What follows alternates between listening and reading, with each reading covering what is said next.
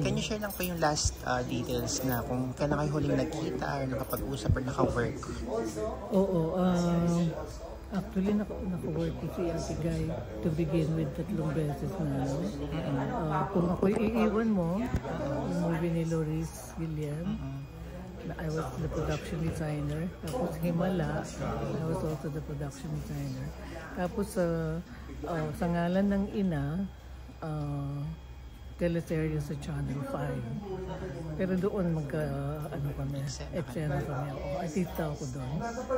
So, ang haba nung teleserye na yun, actually ilang buwan kami magkasama. Sa TV5? Okay, oo. So, pero ang kay Ate Guy kasi, hindi ko siya masyadong nilalapitan. Hindi ako masyadong nakikichika sa kanya. Kasi she's very she keeps to herself, no? Parang nakakahiyang lapitan siya para makadaldalan. Pag wala yan sa eksena, nandun lang siya sa isang tabi, tahimik lang siya, nagbabasa ng script o hindi siya masyadong nakikichika-chika sa iba, tahimik lang siya. Lalo na sa Himala. Sa Himala, pag wala siya sa scene, andun lang siya sa isang tabi, natutulog, may sarili siyang kama doon na naka-set up. Yan, natutulog lang siya. Hindi siya masyadong nakikihalubilo sa which I respected kasi mahirap na yung artistang pag-alagala sa di ba? So yun na ko kay Guy. That's what I admire about her. Professional din siya makatrabaho. Once she's on the set. Pero syempre, may mga times na noon may times kasi noon na medyo naglukal-lukahan si Guy. Gusto niyang di ba yun? Lagi siyang late sa set, o minsan magpapasabi siya na hindi ako pwede, director, hindi masama pa kaloob. But eventually, she became more and more professional, as you say. Going back po dun sa Himala, ano yung mga fondest memory niyo with Miss Nora? Sa kanya? Opo. May isang time na nagwawala ako sa set. Nagwala ako because merong ginawa yung mga tauhan ko, yung mga sa art department na hindi ko nagustuhan. Parang yung kandila na props namin, which were 10,000 candles yun na in-order ko para dun sa eksena. Yung position, bawat extra, merong 2 candles. Kasi masyadong madilim Kung isa lang ang bibigay mo, hindi ganun kakita yung mga kandila. Ginawa namin, bawat tao 2. So we had to order 10,000 candles ng Manila. Dala namin yan. Ito mga art department ko, mga staff ko, pinamigay ka agad yung candles na wala pa akong go signal. Parang dinistribute na agad sa mga talents. Nung nalaman ko yung wala ako, Init na ng ulo ko kasi ang gulo-gulo ng mga may mga talents lang yan, no? Si Nora natutulog sa isang tabi. Hindi ko alam. May kurtina nakaganyan, nakatakip yung kama niya. Bigla daw siyang nagising. Tapos sumilip siya, sino nagsisisigaw dyan? Sabi niyang ganun dun sa alalay niya. Sabi niya, Ate Guy, si Miss Raquel po. Raquel lang pala. Okay. Walang siya ulit. Naintindihan naman niya. Oo, parang inalam lang niya. Nagulantang siya. Kasi siya very... she doesn't raise her voice. Very malumanay siya magsalita. Ako, wala akong pakialam. Sige ako. Sabi niya siguro, oh my God, galit na talaga ako that time. Pero nag-apologize ako for waking her up. Kasi alam ko na nagnanap siya. Yun, hindi ko makalimutan. Tawa-tawa. Pero dun sa last series yung sa Ngalan ng Ina, since naka-eksena nyo as an actress, ano naman masasabi nyo? Hindi pa kayo parang na-starstruck na working with her as an actress naman this time? Ang problema ko, me, my problem. Dahil nakikipagtrabaho ako sa mga artista bilang I started with production design. Hindi na ako starstruck sa kanila. Sorry You're working with her as an actress. Ano po yung mga fondest memory niyo dun sa last series po na ginawa niyo? Yung sa Ngalan ng Ina. Ang Ngalan ng Ina. At doon sa series na yon, particularly, I admired Ate Guy very much kasi pareho na kaming artista this time around. Na-eksena ko na siya. Hindi yung production designer ko, binibihisan ko lang siya, di ba? Inaayos ko lang ang buhok niya. This time, pareho kaming artista. So, syempre, she had my respect because nakita ko kung paano niya gawin yung eksena. At saka, very din siya, yung bang hahayaan ka lang niya. Hindi siya yung type na may mga artistang gano'n na, hindi, ganitong gawin mo. Hindi, dapat ganito. Pag sinabi mo to, lakasan mo yung boses, whatever. Nagmamestra. Siya hindi. She's parang, ikaw yan, I'll let you be, di ba? Kahit hindi ako aron sa acting mo or parang sinasapawan mo ako or what, di ba? She will just let you be. So in that way, at saka na siya, very disciplined na siya at that time. Maaga pa siya sa aming lahat.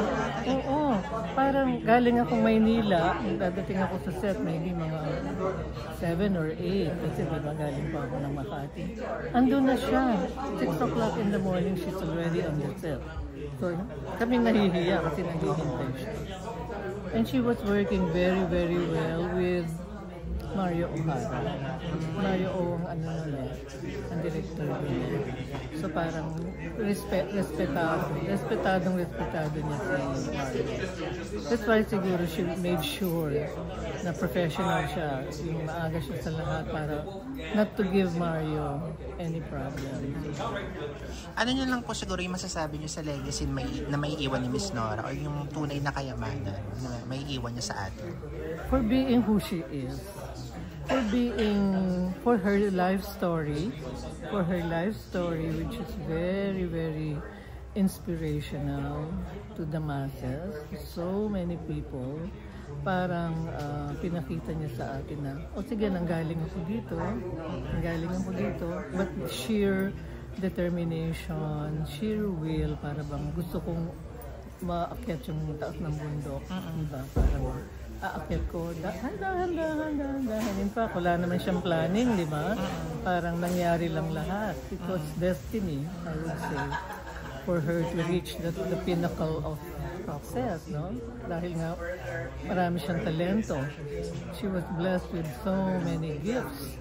Even her own personality, what she really was, what kind of person she was. I think it's a gift, no? Hindi lahat tayo ganong klaseng tao. Pwede naman siyang nagwalang hiya. Pwede naman siyang naging bastos. Pwede naman siyang naging mataray na tao.